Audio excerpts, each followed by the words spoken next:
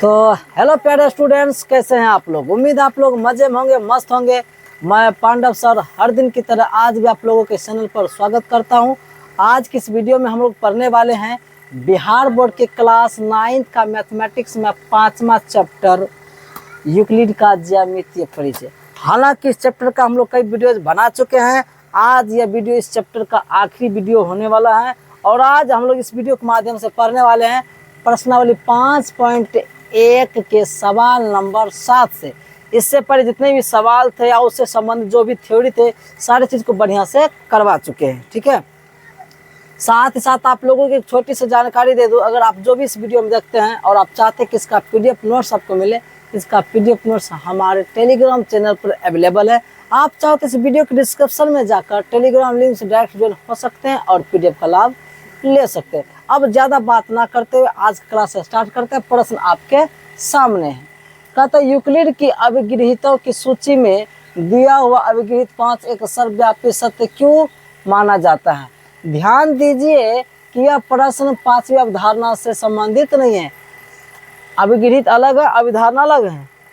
तो यूक्लिड की जो पांचवा जो अभिगृहित है वो सर्वमान्य है, माने सब जगह क्या है, सत्य है। और क्यों है, रीजन के साथ बताना, बस लिखना है। ये आपको मेथड नहीं ज़्यादा सॉल्व करने की जरूरत नहीं है, लिखना। इसको हम क्या करने जा रहे हैं, हल करने जा रहे हैं। तो ध्यान दीजिएगा, सवाल बढ़िया समझो। लिखेंगे यूक्लिड की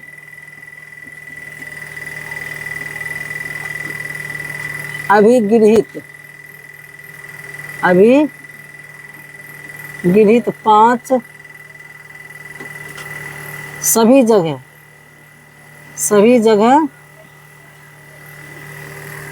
सत्य है। क्या है, मैंने यूक्लिड की जो अभिगृहित संख्या 5 है ना, वो दुनिया के सभी जगह क्या है, सत्य है। मैंने उसको कोई गलत साबित नहीं कर पाया है, सत्य है। इसीलिए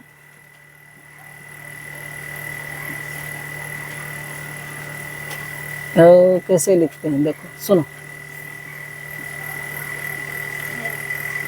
इसलिए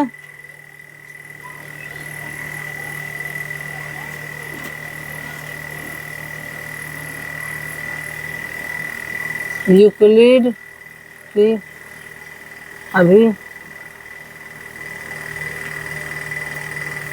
अभिगृहित संख्या 5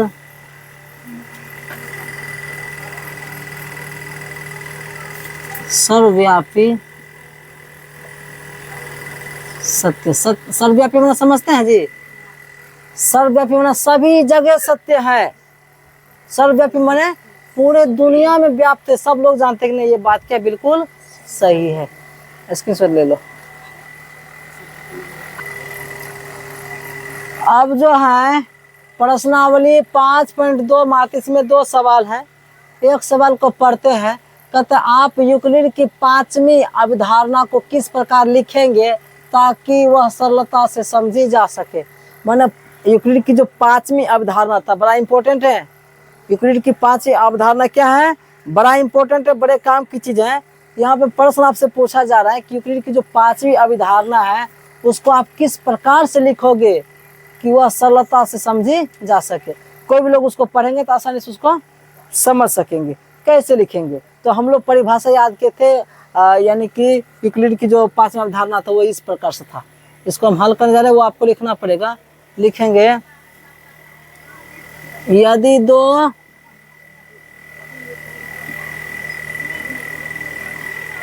रेखाओं पर कोई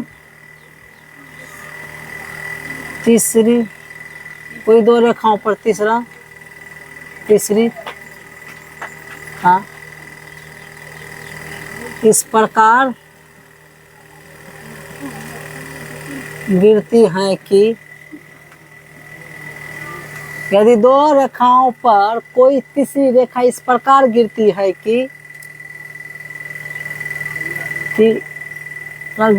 कि एक ही और के अंतः कोनों का योग गिरती हैं कि एक ही और के अंत कोणों का योग 180 डिग्री से कम हो तो वे दोनों रेखाएं प्रतिच्छेदी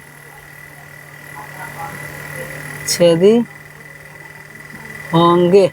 नहीं समझे मेरी बात? अगर मान एक सीधी रेखा, दो ऐसे से सीधी रेखा है, ये क्या दो ऐसे से अलग क्या है? सीधी रेखा है। इस पे कोई तीसरी रेखा गिरी है, समझो मेरी बात। ये मान लीजिए कि आपका एल है, क्या आपका एम है। एल और एम अलग अलग क्या दो रेखाएं हैं। इस पर कोई तीसरी रेखा क्या गिर गया? मान लो पी गिर गया। क्या गिरा इस पर? पी। तो यहाँ पर एक ही और के कोण, अंत कोण इधर से बनेगा और इधर से बनता है, ठीक है। अगर अंत एक ही तरफ का अंत कोणों का योग अगर 180 डिग्री से कम होगा तो दोनों रेखा को जब हम आगे बढ़ाएंगे तो कहीं ना कहीं क्या होगा? कट जाएगी, ठीक है। कहीं ना कहीं क्या हो जाएगी? कट जाएगी। वही चीज यहाँ पे लिखे कि यदि दो रेखाओं पर कोई तीसरी, मान ली दो रेखा पहले से आपके पास है, एल और एम आपके पास दो रेखा पहले से है, अभी नहीं मालूम है को समांतर, खाली देखने में लगता है कि लगभग लगभग क्या सीधी है, और उस पर अगर कोई तीसरी रेखा इस प्रकार से गिरती है कि उस एक इस प्रकार से गिरती है कि एक और के, यहाँ पे एक लिख दे, एक ही पर गिरती है कि एक ही और के, चाहे इधर का हो चाहे उधर का हो, किधर हो सकता है, उससे कोई दिक्कत है। एक ही और के अंत कोणों का योग 180 डिग्री से कम हो तो वे दोनों रेखाएं प्रतिच्छेदी होंगे।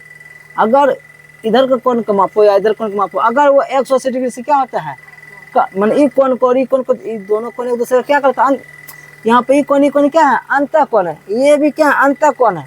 चाप एक ही और या तो इधर के ले लीजिए या तो आप उधर कर लीजिए, किधरों कर लीजिए। अगर दोनों अंत कोणों की योग अगर 180 डिग्री से कम आता है तो स्वाभाविक है कि ये दोनों रेखाएं कहीं ना कहीं क्या करेगी? प्रतिच्छेद करेगी, यानी काट देगी। तो वही यही तो बोलो, वो कहता था किस प्रकार से आप लिखोगे लोगों को सरलता समझ आएगा, तो मैंने इस तरह से लिख दिया। हालांकि मेरा शब्द नहीं है, यूक्लिड जी का शब्द है, बस उसको मैंने आप लोग सामने लिख के आपको समझा दिए।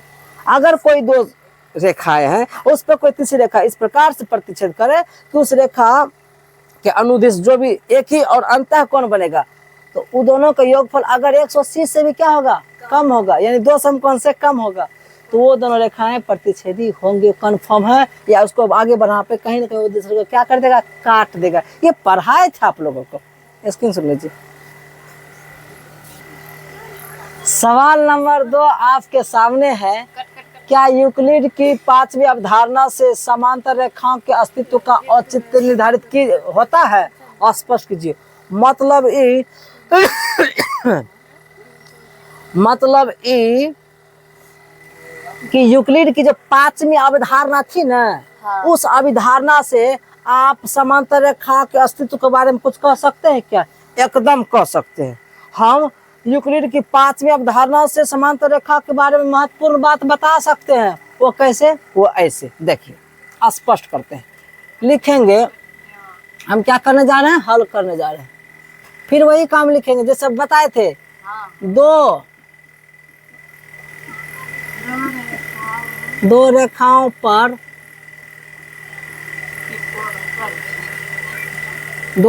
पर यदि कोई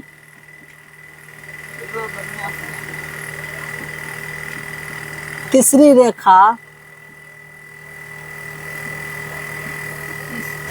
इस प्रकार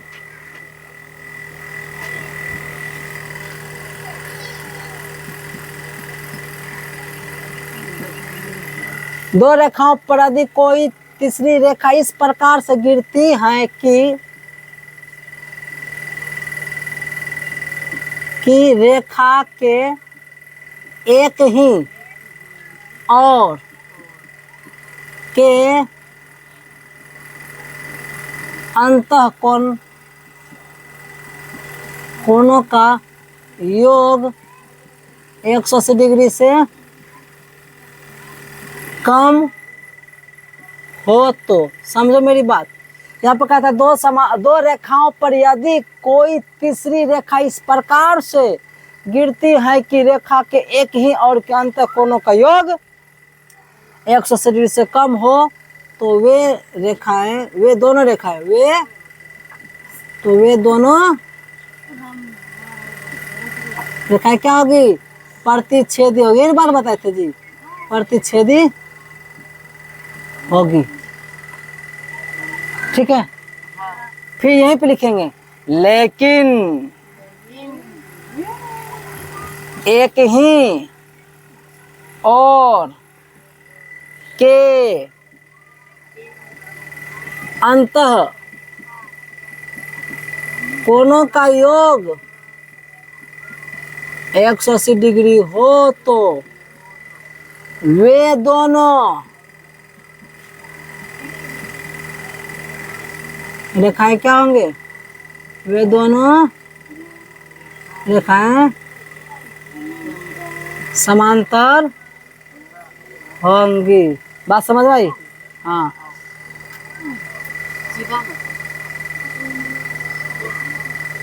अगर मान लीजिए इस पे कोई तीसरी रेखा, मान लीजिए रेखा का नाम एल, तीसरी रेखा का नाम क्या है? एम है।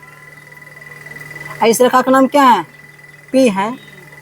अगर एक ही और के कोण को जोड़ी, कोण को जोड़ी, इसका नाम एक्स है, समझ, इसका नाम क्या है? वाई है। मान लेते हैं समझने के लिए, यदि एक्स प्लस वाई बराबर 180 डिग्री आया तो तब समझ लेना कि एल समांतर क्या है? एम है। मेरी बात समझो, ये एक ही और का अंतर कोण है।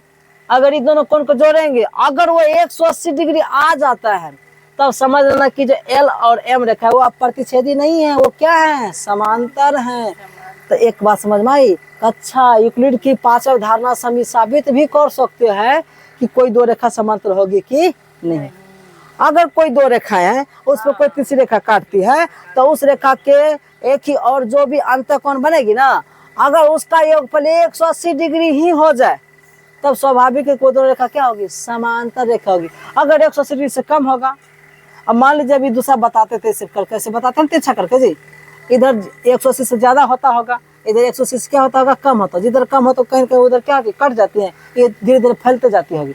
अब स्वाभाविक धीरे धीरे फैलेगी तो इधर से धीरे धीरे सटमेल करेगा जी। यही कारण था कि 180 से कम होगा तो कहीं वो काटेगी जरूर, लेकिन जब 100 से आएगा ना तो फिक्स है कि वो कभी अब काटेगा ही नहीं, वो समांतर हो जाएगी। बात समझ में आई? तो उधर की यूक्लिड की पांचवी अवधारणा से हमने किस तरह समांतर रेखाओं के बारे में भी जानकारी आप लोगों को दे दी। बात समझ आई? बात समझ में आ गई? तब आप लोगों को अंतिम में कहना चाहूंगा कि हम जितने भी वीडियोज बनाते हैं ना, आपसे कभी कमेंट करने के लिए ना आपसे लाइक मांगते हैं, ठीक है? बस आप लोगों को देखने के लिए कहते हैं। तो ये आज का जो वीडियो था, ये आखिरी वीडियो था। तो आखिरी वीडियो में आप लोगों को कहना चाहता हूँ, अगर थोड़ा से आप लोगों को अच्छा लगे, क्या भी बताए, लाइक नहीं कर देना चाहिए? बाकी आपकी मर्जी।